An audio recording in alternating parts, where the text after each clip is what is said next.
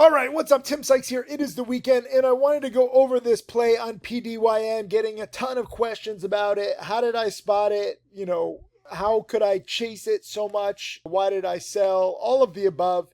Understand that this has been an amazing strategy for me for 20 plus years. Buying on a Friday, selling on a Monday, taking advantage of the fact that most people wind down on Fridays. They're not looking for new plays. They're not looking at news. They're not looking at runners. They're just not meticulous. And that often leads to an inefficiency where these stocks that are spiking into a Friday afternoon can keep running faster than you think. It can run more than you think. And then when more people are ready to trade on the coming Monday, you can sell to the later people, the, less meticulous, less on it type people. That's the whole trade.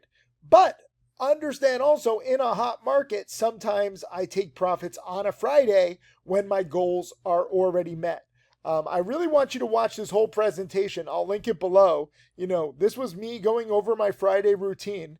And yes, it is a very simple strategy, but it's more about understanding why it works rather than it being an exact science. You don't have to hold over the weekend if your plays hit your goals.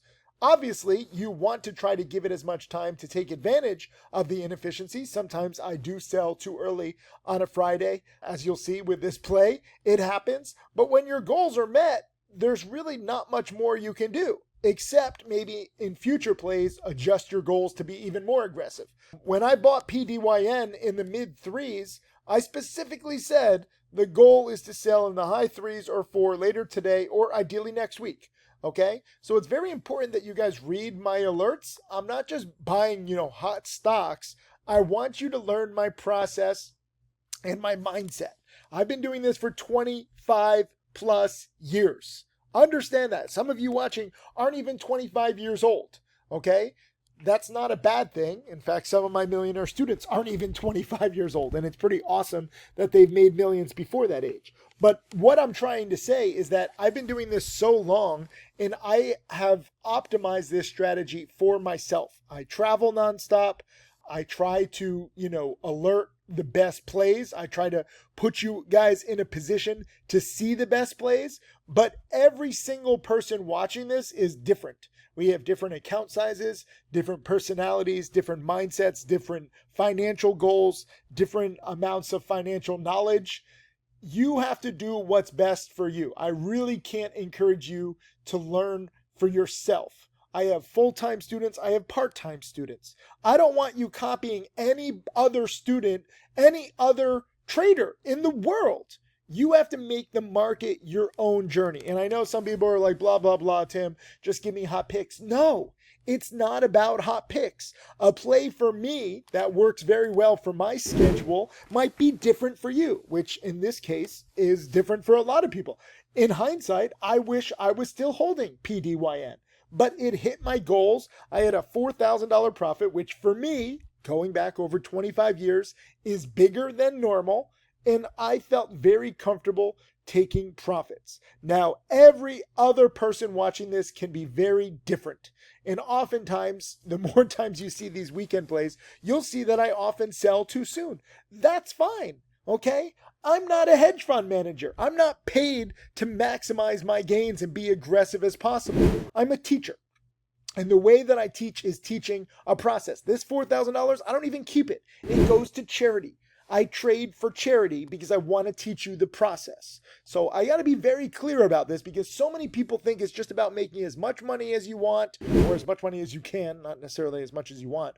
Having the biggest gains, like going for home runs. And I'm like, no, I want to take singles. I want to trade conservatively. I want to trade cowardly. Yes, I'm trading the most volatile stocks, but at the same time, you can trade them however you want. You can trade volatile stocks in a cowardly way. Leave that comment underneath this video if you're with me this far. Say, I can trade volatile stocks in a cowardly way, because you do have that option. People don't realize it. Most people think that you're trading volatile stocks, so you have to hodl, you have to gamble, you have to be a reckless, degenerate gambler, and you don't. Okay? You can make millions by being a coward. I've proven it. 40 plus of my students have proven it. Some students are more aggressive than others. Jack Kellogg, Tim Grattani, both far more aggressive than me. If they were in this stock, they probably both would be holding. This is why they've made double and nearly triple what I've made in half the time. But that's them. They also have bigger losses. They're also stressed out. They also go through like little semi-retirements because it's very stressful for them. Trading isn't stressful for me because I follow rule number 1. I cut losses quickly. I trade like a coward. I don't think about retiring ever because trading for me is a very fun and, fulfilling pastime. So again, it's not just about how much money you make. It's, using the stock market to enhance your own life. And when you do, click the link below and watch this Friday routine that I have. I very clearly go over that this is something that I've optimized over 25 years. It's not an exact science, but by and large, I'm buying on a Friday and selling on a Monday. PDYN, why was I buying it? I got another question like, can you alert it far before your buy? I don't know that I'm going to buy the stock long before my buy, okay? These stocks have to set up, and I'll go over this setup in a little bit, but I wanted to start this video just with the proper mindset because so many people don't have the proper mindset. You think there's only one way to trade this. There's not.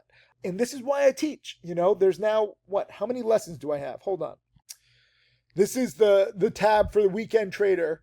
This is going to be lesson number 130. 130 different examples of losses, weekend plays, rumors, robot plays, everything in between. Why? Because you got to learn from history. You got to learn from experience, successes and failures. And that is how you start to really capitalize. Yes, the basic gist is buy on a Friday at 3 p.m. PDYN, I would have loved to buy it at 3 p.m., but it was breaking out earlier. So again, this is not an exact science. I'm not just going to be like, oh, this stock is breaking out, but I can't buy. I have to wait until 3 p.m. No, I'm going to try to make the best trade possible. Understanding the overall framework, buying late on a Friday, whether it's 3 p.m., whether it's 2 p.m., whether sometimes it's 1 p.m., whether sometimes it's 3:49 p.m. Eastern, okay? Nothing here is an exact science. But this is the framework, and it creates a whole bunch of trading opportunities around it. So what made me see PDYN in the first place? It was a percent gainer, okay? It finished up 140% on the day. That makes it one of the biggest percent gainers of the day. If you go back to the news, where was it? Can any of these pop up? This one will. So this was PDYN and Red Cat expand partnership for Teal drones, okay? So this was the other day. Stocks to Trade Breaking News broke this news, PDYN, and had an expanded partnership with RCAT. Why is this important? Well, I was watching PDYN on this day. It did pretty much nothing. You see all the news alerts? The stock isn't doing much. RCAT, on the other hand, when this was happening, oh, this is a one-day chart. I'm like, why is it not showing it? When this was happening, this was spiking. So RCAT is a drone maker. It was spiking on that news with the PDYN expanded partnership. You can see the news was right here.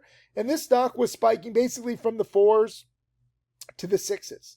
Later in the week, it finished right at its highs at 10-ish. So this has been one of the hottest stocks. But I wasn't interested in PDYN because even though it had good news, it didn't have the right price action. I need the right price action and ideally the news. Sometimes you get the news, no price action, I'm not interested. Sometimes you get the price action, no news. Interested slightly, but I would prefer good price action with good news. So PDYN was getting basically discovered on Friday. You can see the big morning spike volume. But again, for a weekend play, I'm not interested if it just spikes in the morning. We have a lot of morning spikers and they fail by day end.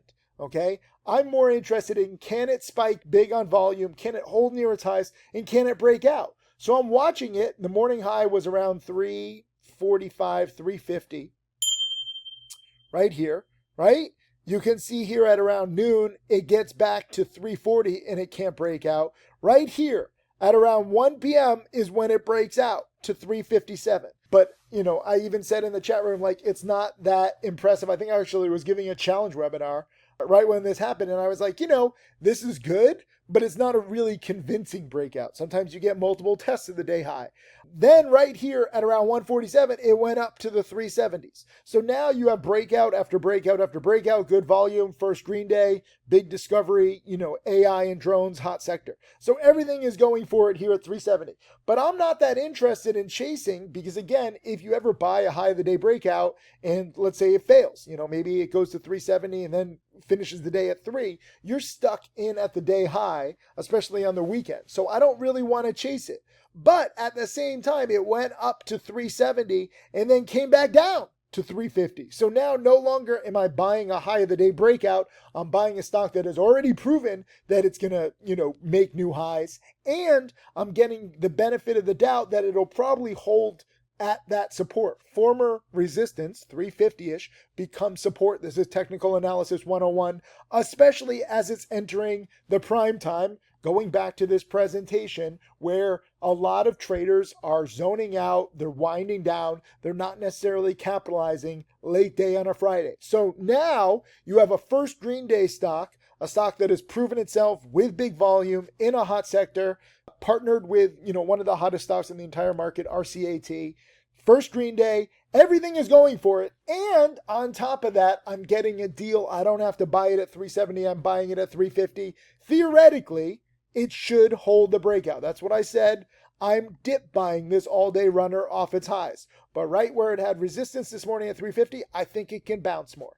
Okay? So I'm sharing my thesis here. I don't know if 350 is going to hold. It very well could crash below 350, and then it's a failed breakout, and, the longs were just trying to squeeze the shorts, and we have a lot of failures. So just because I'm dip buying it at 350 doesn't mean I'm necessarily going to hold it. In this market, with a stock that's already up, at this point it was up nearly 100% on the day, I'm not just going to be like, well, let me just close my laptop, okay? This presentation talks about me buying stocks like right into the close. When the market is closed, it doesn't matter if I have my laptop open or not, the market is closed. But with PDYN, I'm buying it a little early, not because I want to, but because the stock is giving me the deal, it's giving me the price action, it's giving me the sign. And I specifically said, again, this is why it's important to read the alert, later today or ideally next week, I would have to hold. And again, in hindsight, considering I sold it at nearly 420 and it, hit 505 and it closed at 480, there's a very good chance it sees fives again on Monday. I probably sold too early. In fact, it's pretty much easy to say I definitely sold too early. But again, this is a big profit for me. It hit my goals. And I just said, you know what? Screw it. This is the biggest win of the week for me. If you've been watching my recent videos, I've been trading in a very sloppy manner. Really haven't been disciplined the past few days and really the past few weeks. I've been missing a lot of opportunities. The market has been choppy, so it's not entirely on me. But when I get a play where I nail it from start to finish, especially at the end of the week, it's not even about the overall profits. It's not even about the goal. This is like a moral victory for me, right? My plan works. My strategy works. I can lock it in and be safe. Again, in hindsight, should I not sell all 6,500 shares? Should I sell half?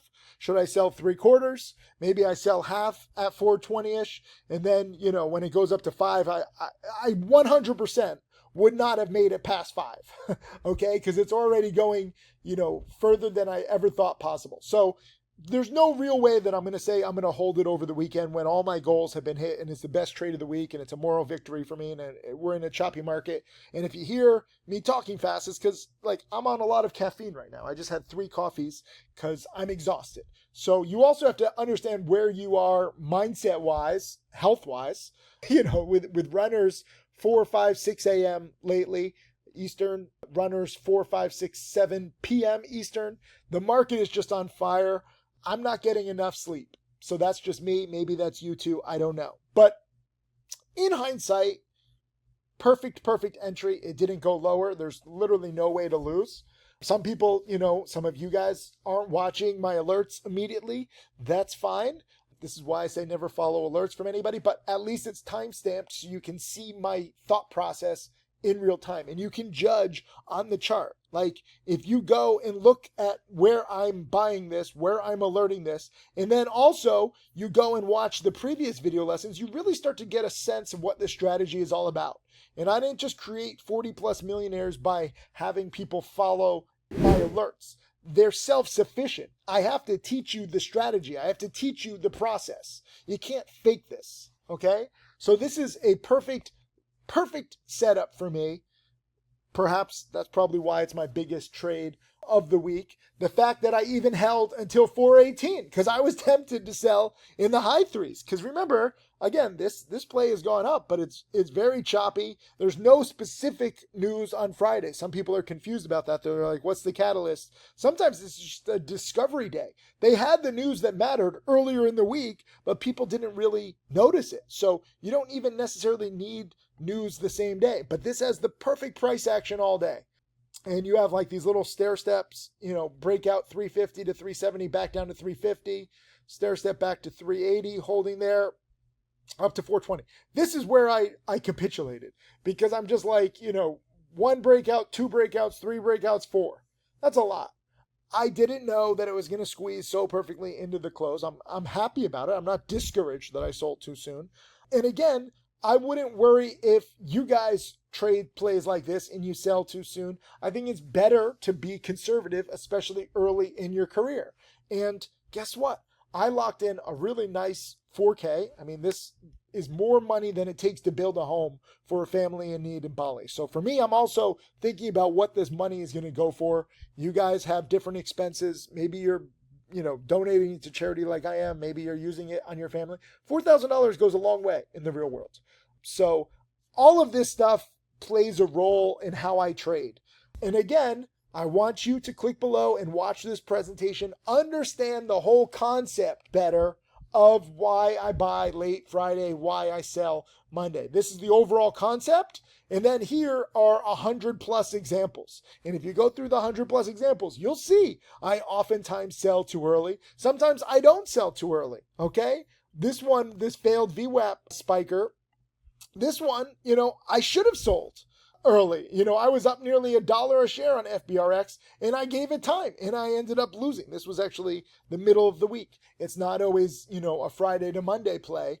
So sometimes like you say, wow, Tim, like you should always hold it longer. In this case, I should have actually taken the profits. I got a little too greedy. So every play is slightly different and you're trying to adapt. And you're damn right that FBRX loss played out in my head where I was too patient on that one and I should have taken the profits. But again, I only lost a few $100s because I cut losses quickly. So even though I didn't have a perfect trade on that trade, influenced me to take profits quicker on PDYN. So, sometimes you zig when you should zag. Sometimes you zag when you should zig. Nothing is an exact science. We're taking advantage of the overall inefficiency here, the overall pattern. And PDYN, even Jack Kellogg was giving a challenge webinar on Friday saying, he liked where I sold for me. And he said, like, if he had been trading it, he would have been more aggressive. He called the top at 5. And he said, like, if he had been in it and, $5 was hit, he would have been out. And he would have been fine with if it goes to, let's say, 6 or 7 or 8 on Monday. It doesn't matter. You're trying to take the meat of the move. Sometimes you're going to be too early. Sometimes you're going to be too late. But again, you're trying to learn from every play and you're trying to grow your own capital. You're growing your own monetary capital and your knowledge capital. Never forget you have 2 accounts, your knowledge account and your brokerage account. Everybody always just wants to grow their brokerage account. They want to get it as big as possible. You need to grow your knowledge account. How many of these video lessons, 130 videos, have you studied? All of you have access, if you're watching this video, you have access to my weekend videos. Guess what? Most people are not studying the past. They don't care about a stock from a week ago, 2 weeks ago, a month ago, God forbid, a year ago, God forbid, 5 years ago. But you need to study the past. I always say this. And that's what gets me so motivated because plays like this, I didn't time it perfectly. I didn't catch the initial breakout, which is fine, in the 2s and the low 3s. I missed the top so far by like 80 cents a share. So I'm not catching the bottom. I'm not catching the top. I'm taking the meat of the move and locking in, nearly 20%. And just to keep things in perspective, 20% is basically 2 years of what the S&P 500 does. The S&P 500, basically goes up 10% per year on average. So it's actually laughable when people say, screw day trading, screw penny stocks, just invest in the S&P 500. On a mistimed trade where I took basically half the potential profits, I'm making what most people make in 2 years on the S&P 500. Like, long-term investing and index investing is such a joke for those of you with small accounts. If you have a big account, $1 million, $500,000, even $100,000, 10, 15%, or 8 to 10%, sorry, that's the average. 8 to 10% per year is pretty good. On $1 million, that's a nice $80,000 to $100,000 in passive income. But on a smaller dollar amount, you can capitalize on plays like this. Nobody with a $2,000, $5,000, $10,000, $20,000 account should be investing in the indexes. You're just not capitalizing properly. With a small account, you have huge, huge advantages to make what some people make in a year or 2 or 3. Sometimes the S&P only is up like 6%, so this could be 3 years of work inside of an hour. And this is just one trade. So again, when you start to look through all of my trades, win or lose, mistimed or not, the upside potential for a small account is so massive. I will talk about this till I am blue in the face, until my dying day. Every single person with a brain and access to the internet should be taking advantage of setups like this. I am not best case scenario. I am nowhere near best case scenario, but I am proud to show you the framework, the good, the bad, how to take the meat of the move, and really how to capitalize on opportunities like this week in, week out. There's always going to be a Friday. There's always going to be this, inefficiency Friday to Monday overall. Sometimes it's even midweek, as I tried with FBRX. If the weekends disappear, some people say like we're going 24/7 trading. Fantastic. Okay. Whatever the market gives me, I will be ready for. But right now, this is an opportunity where you can take advantage of human nature. Even if the markets are 24/7, it's still going to be a while for people to get out of the mindset that, we're heading into the weekend on a Friday, that's time to wind down. That's just a natural phenomenon of people who have been working all week, whether you're a full-time trader, part-time trader, whether you're a university student, whether you have another job. It's just human nature right now, given the work week and the overall world, to wind down on a Friday. That creates the opportunity for this. And we'll see what PDYN does on Monday. I mean, everything points to higher prices. Crypto's down a little bit over the weekend, so maybe that'll hurt, the overall markets. You can make a case that we're in like this speculative bubble, but with the new, very business-friendly, government coming in, I don't know when this mania ends, and whenever it does, guess what? Because I trade safe, I'll be protected. This is the beauty of trading safe. When you see a trade like this and you're like, Tim, you can make so much more being so aggressive. Probably, but if I'm too aggressive and the market changes and I'm still in that aggressive mindset, I don't just lose my gains from recent trades. I lose all my gains. So again, I would rather be more conservative than aggressive as a teacher. You guys, most of you are starting up. You've only been trading for a few weeks, months, years. I would be more conservative than aggressive early in my career. I really think that you can make good money, good risk-adjusted money, by trading aggressive stocks in a cowardly way. This is my whole teaching style. This is my whole thesis in life. And this is why I work ridiculous hours to try to pass this down to people, because I just see so much BS in this industry. Mind you, yes, this is 2 to 3 years of the S&P 500, but mind you, 90% of traders lose, no matter what your strategy is. So they're mostly over trading too aggressively, not taking solid profits. So I'm proud to take solid profits. I'm proud to show you solid trade opportunities. Please study up. Click the link below to watch this whole understanding of the framework that we're working of with the Friday to Monday. Watch all these videos from past weekend trades. The more you study, the better prepared you are. Then you can really choose when you want to enter, when you want to exit. You don't have to trade every week. It's up to you. But I'm just proud to be so real in this industry full of fakes. Leave a comment underneath if you understand the points that I'm making in this video. I think there's so many good lessons here, and it was a solid trading opportunity. We'll see what it does on Monday. I'll alert you, but just really happy with this, especially to end a very sloppy week for myself. Cheers. I'll see you in chat.